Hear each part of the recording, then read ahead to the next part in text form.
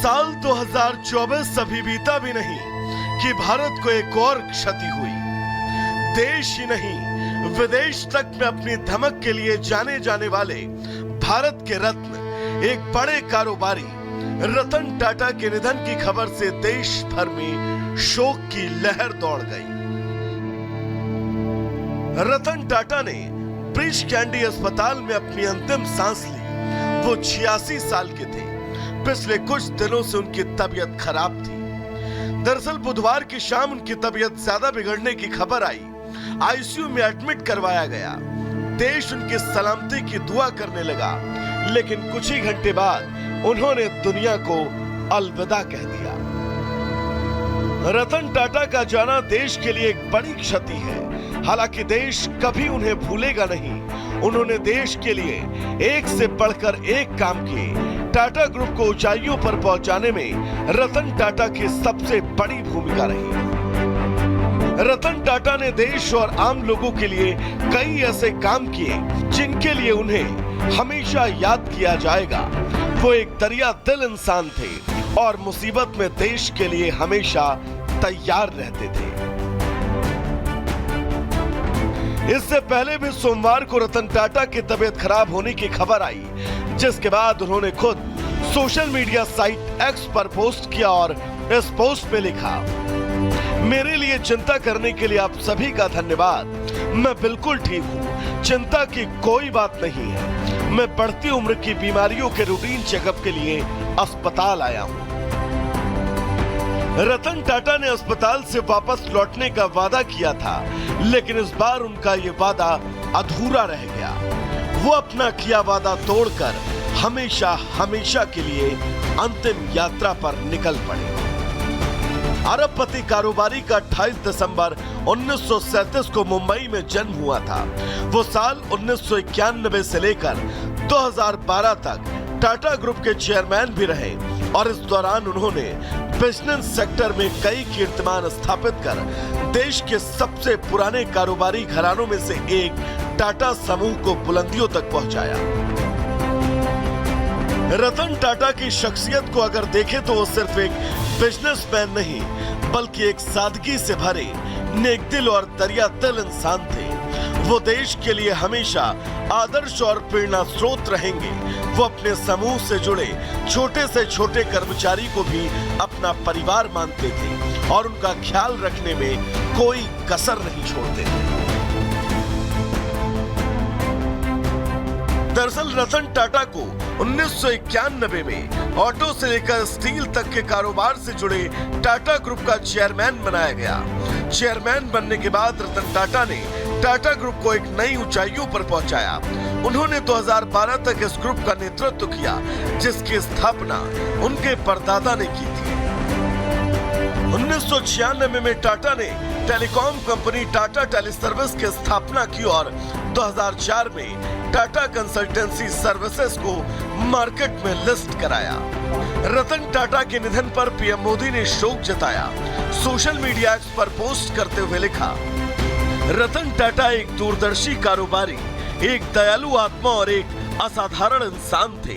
उन्होंने भारत के सबसे पुराने और व्यवहारिक घरानों में से एक को स्थिर नेतृत्व प्रदान किया। उन्होंने अपनी विनम्रता, दयालुता और हमारे समाज को बेहतर बनाने के लिए एक अटूट प्रतिबद्धता के साथ कई लोगों के बीच अपनी जगह बनाई। रतन टाटा जी के साथ अनगिनत बातचीत से मेरा मन भरा हुआ है। जब मैं गुजरात का मुख्यमंत्री था, तब से मैं उनसे अक्सर मिलता था। दिल्ली आने पर बातचीत जारी रही। उनके निधन से दुखी हूँ। इस दुख की घड़ी में मेरी संवेदनाएं उनके परिवार, मित्रों और प्रशंसकों के साथ है। ओम शांति। महाराष्ट्र के मुख्यमंत्री एकनाथ शिंदे ने रतन टाटा को श्रद्धांजलि देते हुए कहा, रतन टाटा का दुनिया से जाना देश भर के लिए दुखद है। कहीं ना कहीं आज भारत का कोहिनूर हमसे बिछड़ गया। एक अनमोल रत्न कहते हैं, वो रहा नहीं। ये भारत का कोहिनूर, हरपला भारत का कोहिनूर रहा नहीं, हमसे बिछड़ गया है, ऐसा मैं कहूँगा। और रतन टाटा जी हमारे में नहीं रहे, ये बहुत ही वेदनादायी दुखद घटना है हमारे लिए। महाराष्ट्र के उप मुख्यमंत्री देवेंद्र फडणवीस ने भी दुख जताते हुए कहा, मुंबई टाटा ग्रुप की कर्मभूमि थी, इसके लिए उनका मुंबई और महाराष्ट्र पर विशेष प्रेम था।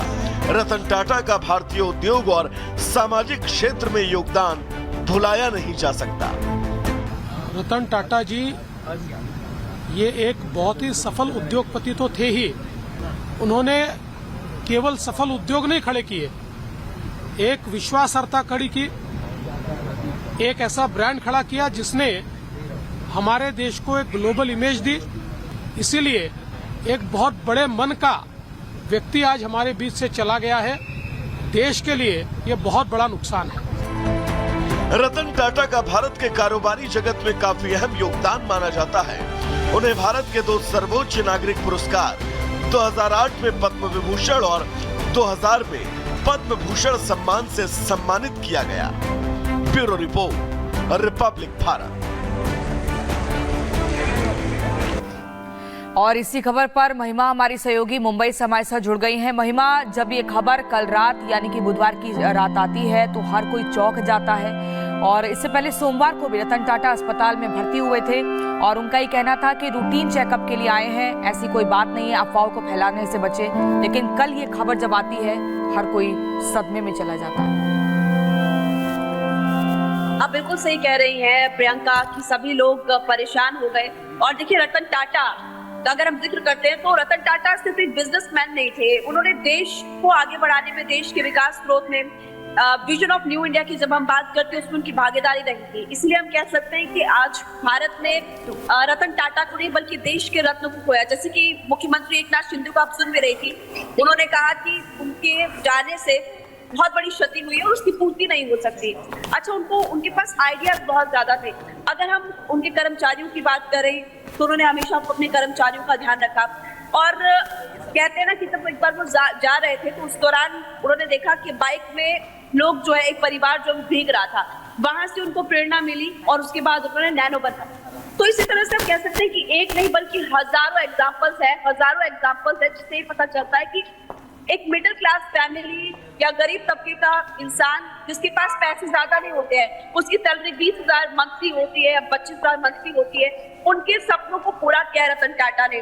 तो ऐसे थे रतन टाटा। अच्छा, आपको बता देते हैं अपडेट, एनपीसीए में सुबह 10 बजे से लेकर दोपहर 3:30 तक उनके पार्थिव शरीर को रखा जाएगा ताकि लोग उनके अंतिम दर्शन